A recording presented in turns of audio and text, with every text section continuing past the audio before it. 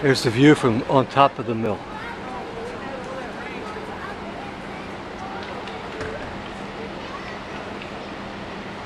To go, then a rope drive starts going, and then that rope drive would drive 8 floors of machinery, all from the water from the river.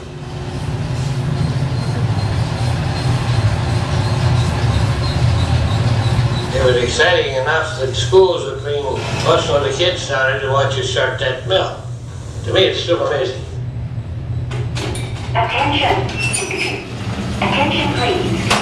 General Mills has reached its production and sales goals for this consecutive month. Business has never been better. The mill stood at St. Anthony Falls in their corona of flour dust, like blockhouses guarding the rapids of the river. The grain poured in from Montana, the Dakotas, the Red River Valley. It poured into the Minneapolis mills.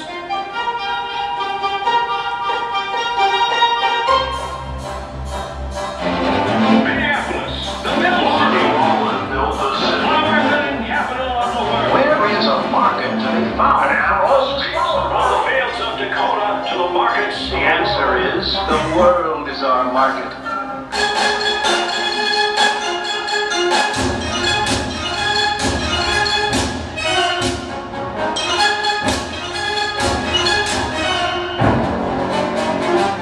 And the flour in its cotton sacks and its great jute cloaks filled countless red freight cars and poured out over the country and over the world.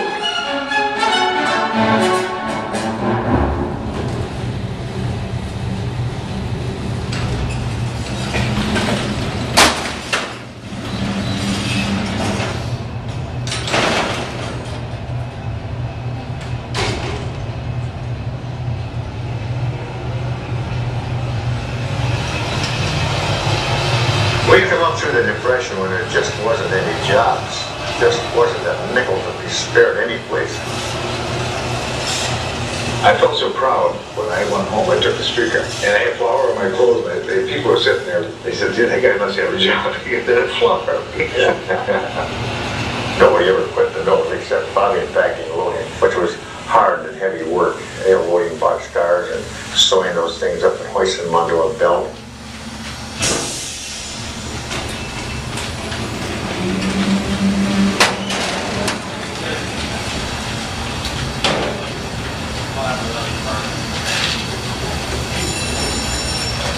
First, when you had 140-pound sacks of flour, we used to have to carry back to the boxcar.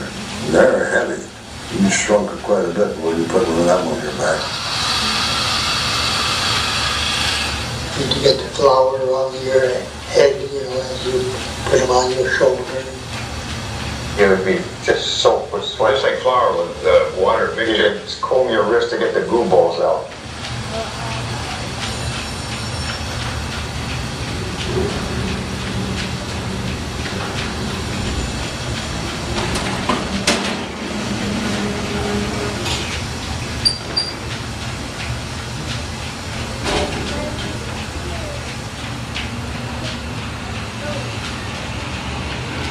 My sister worked there, but it ended up that I was up there on the pit floor where my wife was working.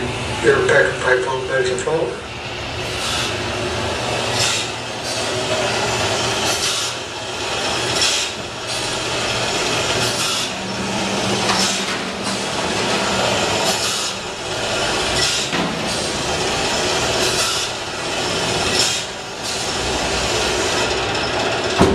I think they had about, oh gee, there must have about 8 or 10 women packing there. One time I had to fire 4 of them at one time. Well, they were just young kids. They wanted to work on the same place all the time. They were boy crazy too. They couldn't get along with the rest of the girls. And I said, well, if you can't get along with the girls and do what I tell you to do, well, you're fired.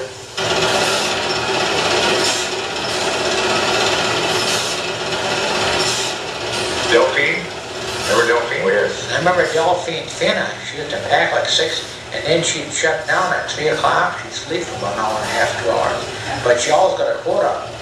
Well, it wasn't bad work. Kind of heavy work at times, but it's okay. We had a bunch of girls working there until these fellows came back out of service and took our jobs away from us.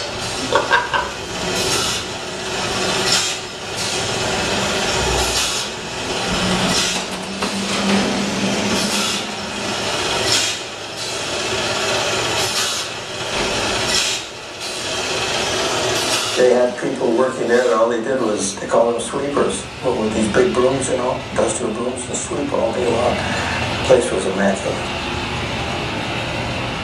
Well, what a danger of putting it there. You'd walk by these belts and these things. We had some that were 3 feet wide, and you walk by it, well, the sparks would fly from it. You get too close, it's just like a jolt of lightning.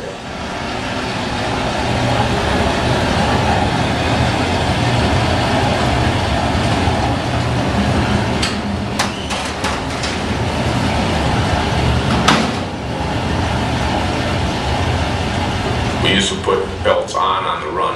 We'd throw the belt on, and it took an art to get them on the run. Very dangerous, but anyway, got the belt. Hit him right in the head. Leveled him. Knocked him unconscious. He come to and he wanted a cigarette. I remember one time on the midnight shift, I come up, I saw an orange glow.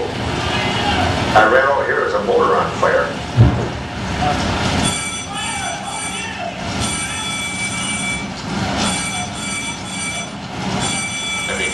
Getting your heart going and adrenaline going, and because next thing it's going to pull up those suction pipes right in the filter, and then you're going to have a massive bang.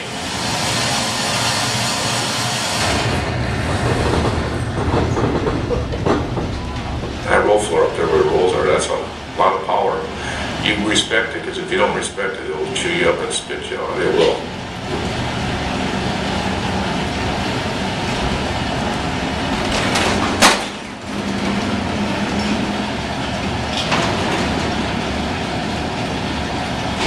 When I got promoted to the second miller, I said, before that I always tell her if I ever got up to making $25 a week, we'd live like kings. Well, I finally made it, but I never got up to living like a king. They said they were going to shut the mill down, and we were all kind of surprised. Nobody had an idea. In fact, they had it on the news before we knew about it. My wife knew about it before I did. I remember Ralph By, he come up to Humphrey, he had tears in his eyes. He said, so it takes matter. He says, they're going to shut the plant down.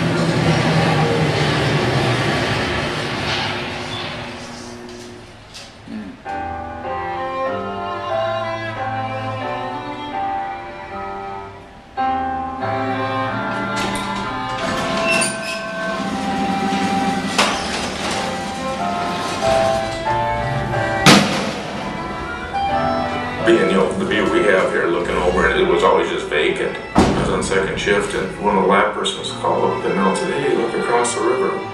I was here when it burnt down. Dark, clear night, and then the city behind it, and you got this big inferno on the river.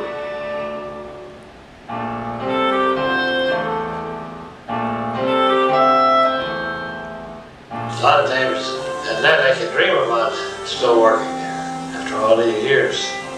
So you get the strangest dream, and I said to the wife in the morning, oh, I'm all worn out today. She said, why? I had trouble at the mill last night.